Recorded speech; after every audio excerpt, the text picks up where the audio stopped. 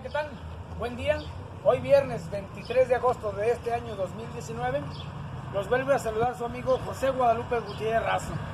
Y hoy, andando aquí de Puerta de Perro, nos encontramos con una situación muy importante, que es el edificio que está aquí a mi lado derecho.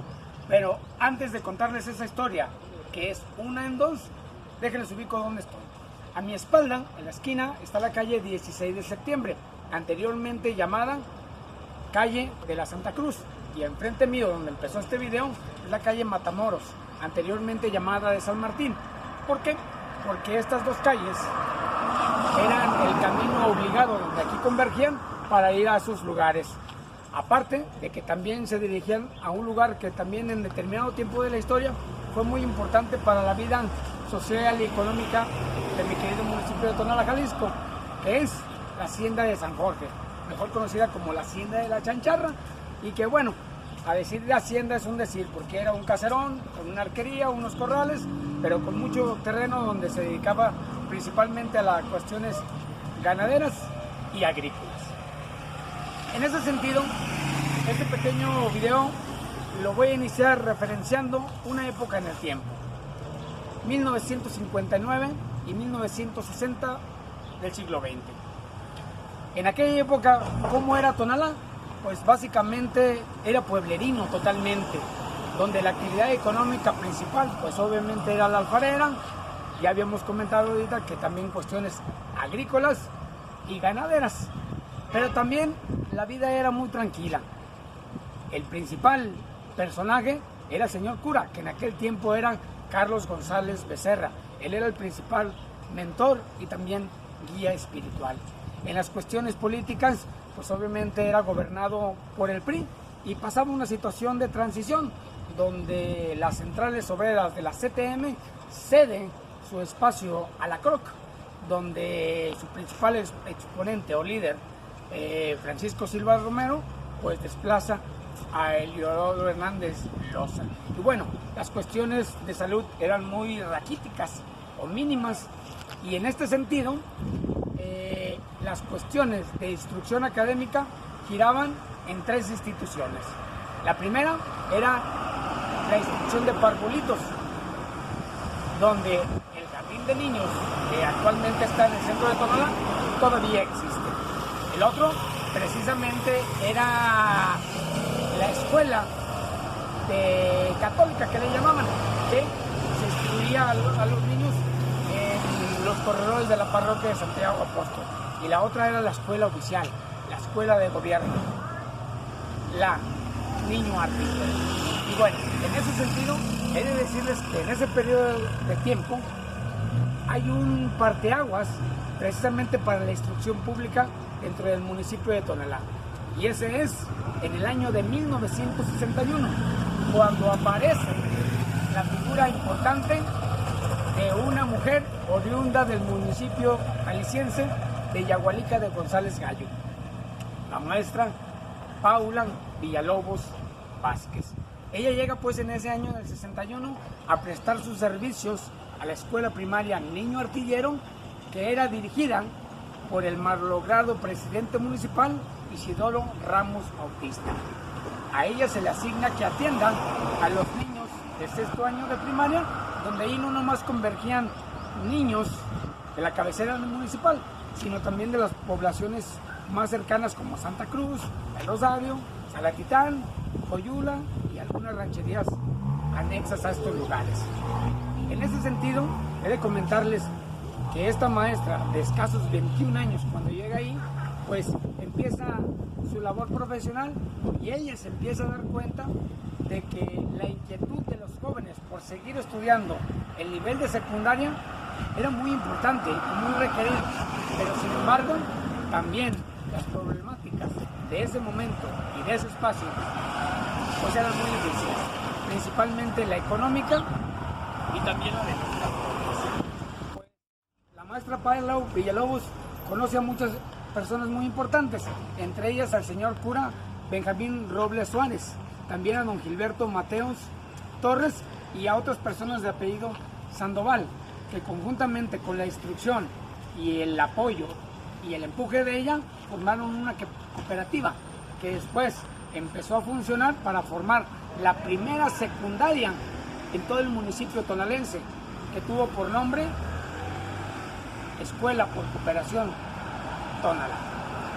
Esa primera sede rindió frutos y fue en septiembre del año de 1965 que en la calle Hidalgo, allí en la cabecera municipal número 75, aproximadamente a la altura de lo que viene siendo la fábrica de Melquiades Preciado y Sergio Bustamante Cermel, ahí fue donde duró prácticamente 3 ciclos escolares, desde 1965 hasta 1968. Pasa el tiempo y bueno, cambia de sede esta cooperativa, esta secundaria, y cambia más o menos a la calle Nicolás Bravo, esquina con Constitución. Ahí duró aproximadamente 4 ciclos escolares, desde 1968 hasta 1973. Esa casa, de esa sede, perteneció a don Isidro López Chávez.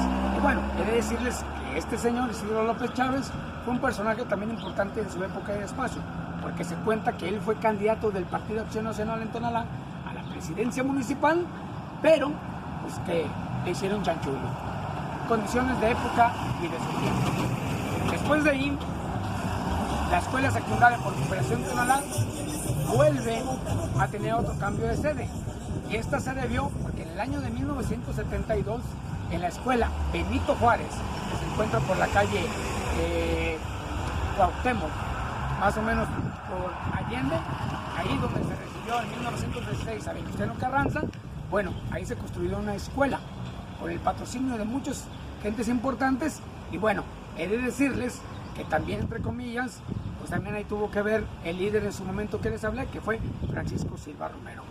Ahí se instituye la tercera sede de la secundaria por Cooperación Tonalá. Y en base a gestiones precisamente de la maestra Paula Villalobos y de estas personas, fue cuando se empiezan a capacitar, empiezan a hacer trámites federales, trámites estatales. Y pasa un detalle muy importante en aquella época. En esta área, conocida como San Elías, había conflictos de la tenencia de la tierra entre la comunidad indígena de Tonalá y varias personas que invadían esos terrenos. Y es por eso, y en base a la situación de la época, que se logra que la comunidad indígena done el terreno para construir la sede definitiva de la secundaria por Cooperación Tonalá. Es muy importante referenciar que en esa época y en ese espacio, el gobierno municipal, tanto como el PRI y las centrales obreras, prácticamente eran una misma cosa. Pero bueno, es una historia política que no nos queremos meter mucho.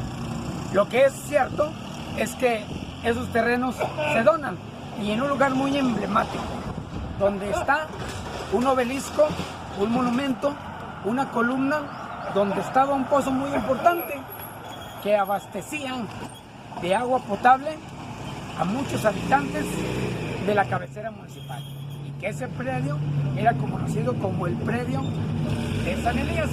Y bueno, ahí vemos que eso empezó a rendir frutos. Esa es la historia que converge un poco a la historia de cómo fue la génesis de esta escuela. Y bueno, ahorita los voy a referenciar un poquito. Ya les comentaba que atrás es la calle Revolución, la calle 16 de septiembre, Santa Cruz, y a mi lado izquierdo la calle Matamoros, que se llamaba calle de San Martín. Entonces, sin más, pues los invito a que me acompañen a conocer precisamente la historia de ese obelisco, de ese lugar que está aquí en la secundaria ya mítica, secundaria 14. Acompáñenme.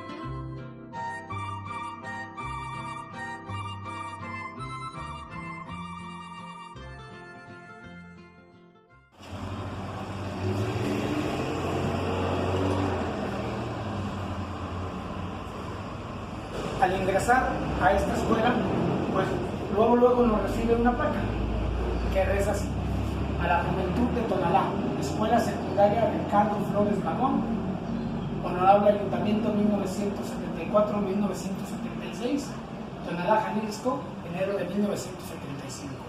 Era lo que les comentaba. Esta escuela como tal, su edificación, fue entregado en enero de ese año, pero las clases en forma empezaron hasta marzo de ese año de 1975. En ese año, el ayuntamiento era gobernado por Pascual Cecilio Aldana González, Pascual Chico, y que, a decirlo, viene a colación, él tuvo muchos problemas en esa cuestión porque no lo querían, pero al final de cuentas fue una imposición de don Pancho. En ese sentido también les he de decir que deja de llamarse como tal por cooperación y le ponen Ricardo Flores Magón, y no es sino hasta el año de 1977 que ya forma parte directamente de la nómina o de la estructura del gobierno del estado de Jalisco, cuando el gobernador en turno era Alberto Orozco Romero. Y bueno, aquí vamos a ver la segunda historia que tiene este lugar.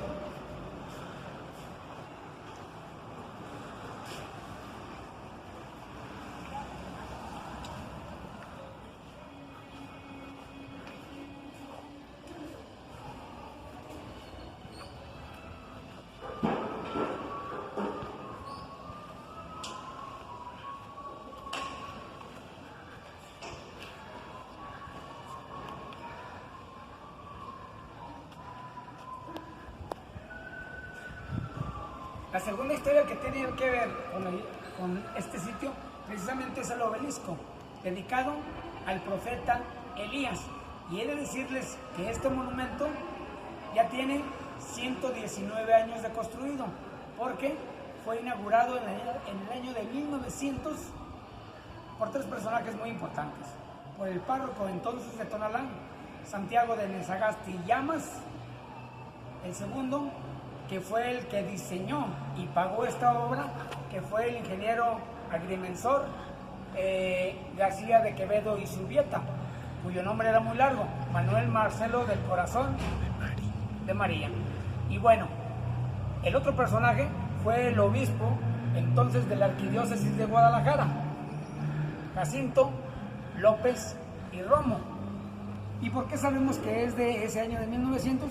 Porque él falleció el 31 de diciembre de ese año y fue elevado a su categoría de arzobispo en marzo de ese año 1900.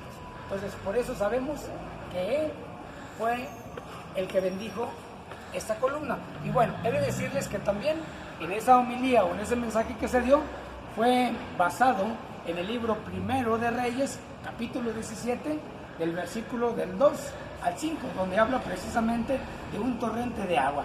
Y aquí es donde vamos a conocer precisamente el mítico Pozo de San Elías, que también fue conocido como La Fuente. Y eso se dio porque hay que recordar que en ese tiempo y en ese espacio la religión católica jugaba un papel fundamental. Y bueno, habría que bendecir el agua para que siguiera abasteciendo no nomás a la gente, sino al ganado de todo en aquel tiempo pequeñísimo, pero muy estrecho pueblo de Tonalá. Vamos a conocer la Fuente de San Elías.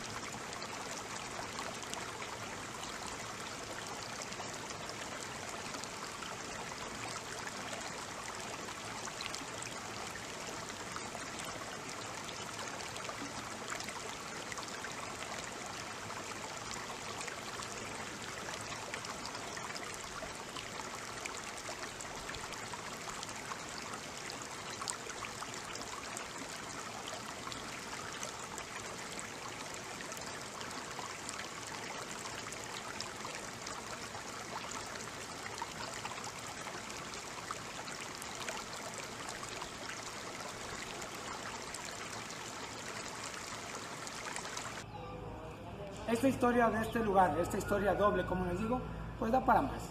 Simple y sencillamente hoy queremos hacer un pequeño legado a esta historia que se conjunta.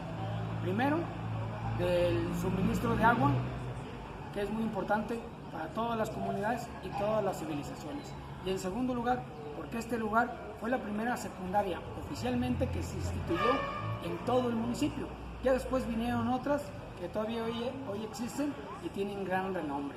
Pero esta, hoy por hoy, fue la primera. Y aquí han circulado por sus aulas muchos docentes muy importantes, pero también alumnos que han sido destacados tonalenses.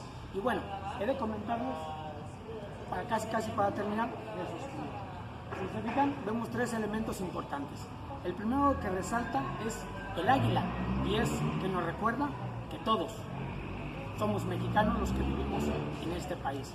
En segundo lugar, vemos una antorcha que simboliza el triunfo de los conocimientos adquiridos y del triunfo que vayamos a adquirir en la vida.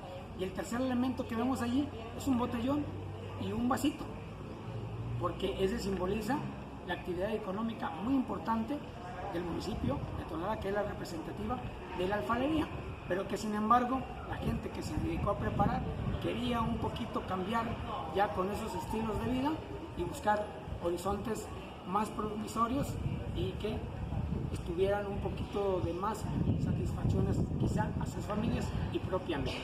Entonces, sin más, les agradezco que hayan seguido este pequeño documental.